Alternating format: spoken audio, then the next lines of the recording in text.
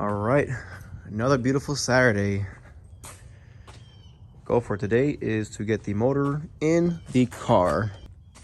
Got the motor over here. Thing looks badass. Look at that finish on the valve cover, man. That's clean.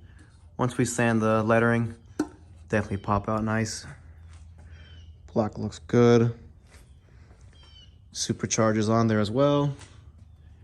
With the fuel rail, 1000cc injectors, AEM fuel pressure regulator. Things looking good, man. Can't wait to put it in the car today. So gonna keep the videos pretty short, maybe some update videos here and there, just to show the progress of this thing going back in there. And we'll see how far we can get today. I mean, it's a pretty cloudy day today, so we'll see what we can get done before it starts to rain. Car's in the garage now, on jack stands. Going to the parts store real quick, grab some stuff. Hopefully get this car running, at least started today. So that's the goal. This is how it's looking right now. Engine's off the engine stand. Julio's putting the flywheel on the block, then the clutch. I put the idle air control valve back on the manifold and the IAT sensor. Then we're gonna throw the transmission on there.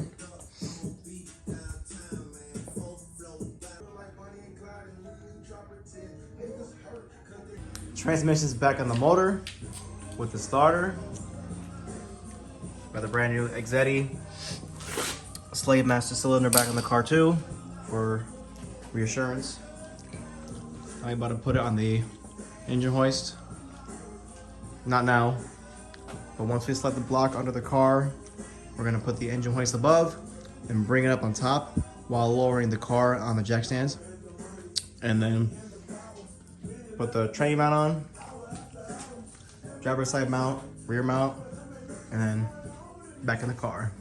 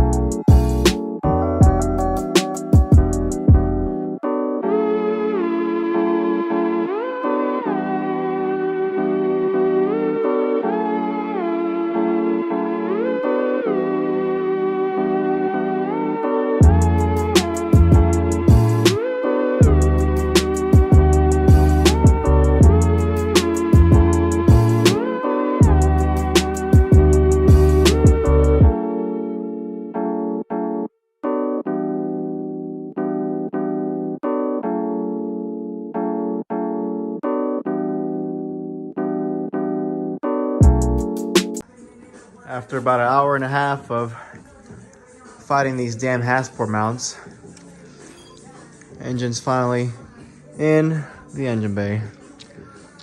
That's a good sight to see. Next up, install the shift linkages. I bought hasport shift linkage, and out of all the choices I had with short shifters, I decided to go hybrid racing, just because they're very well known for great quality products, and I personally love hybrid racing. Shout out to them. So this is the short shifter assembly. I'm telling you guys, it's really good quality stuff right here. Very good quality. So I'm gonna go ahead, put the linkages on the car and the shifter, button that up, and then afterwards put the header on the car and get going. It's a little dark in here, so the flashlight's on, but shifter, pretty self-explanatory. You gotta remove the cup holder because there's no way around it, so working on that right now. And Julio is currently figuring out the hole pattern for the linkage, since the linkages are meant for B and D series, so there's multiple mounting points on there. So once he figures that out, we're gonna install this. Hybrid shifter and shift knob is installed now, and I have to say, this is probably one of the best investments you can make to your car, because the gearing just feels so notchy. I mean, I drove this motor on the GSR sedan with, like, you know, worn up bushings and linkages, and it felt way sloppier. This just feels very notchy. Before you do that, look at them linkages, bro. Man, I love it. We about to swap over D10 springs so we can get better shifting feel. Get right back at it, man. All right, just knocked out the axles on the driver's side and the passenger. That's all buttoned up. Julio got the header on the car. Fresh hardware. And a fresh dipstick, man. Look at the orange. And we are getting closer. Time to test fit the exhaust. Apex World Sport. 2.5 inch. Ugly adapter pipe. Not my work. Shout out to Mackenzie though. Hook me up. So unfortunately, can't put this on today because two things. One, missing hardware for the mid pipe to the axle back. And two, this is too short, so we're gonna have to cut this off and have a straight piece of metal extending from the resonator to the header. That way it actually fits properly. So that'll be a next weekend job, but no biggie.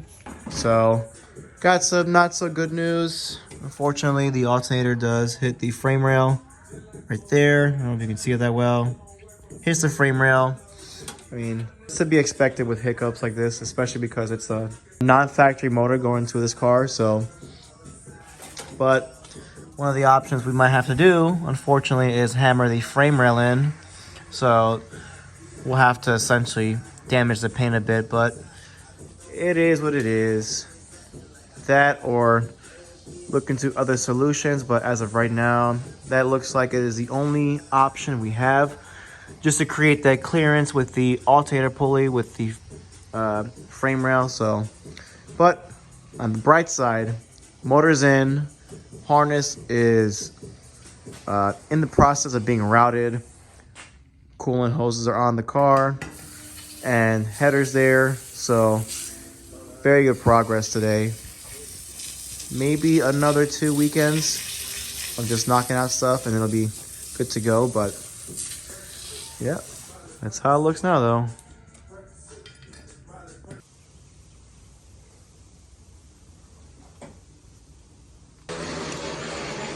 All right, did some hammering, so now it's got clearance right there at the stepper pulley. Got another car real quick. Show how much more clearance we got. Bam. So pretty sad that we had to hammer it that much, but it is what it is, man. At least it's in a spot where you cannot see it as much. All right, car's on jack stands. Right now, the interior is not 100% put together yet. I do have something cool to put in the car, so stay tuned for that. So main reason to swap this out is because on the inside of the fuel tank, as you can see right there, it's a bunch of rust. So, and also, it's a good way to figure out why the fuel pump wouldn't prime properly. So, this is the old fuel pump hanger, and that is the one out of the new tank. You see here, this thing is corroded, and this, Julio pointed out, might be the culprit to why it never primed all the time, because that grounding point is rusted out. So that looks way different versus this over here. Look at that, nasty. Well, that wraps it up for the night. It's 2 vacuum lines and 4 plugs. Because, yeah.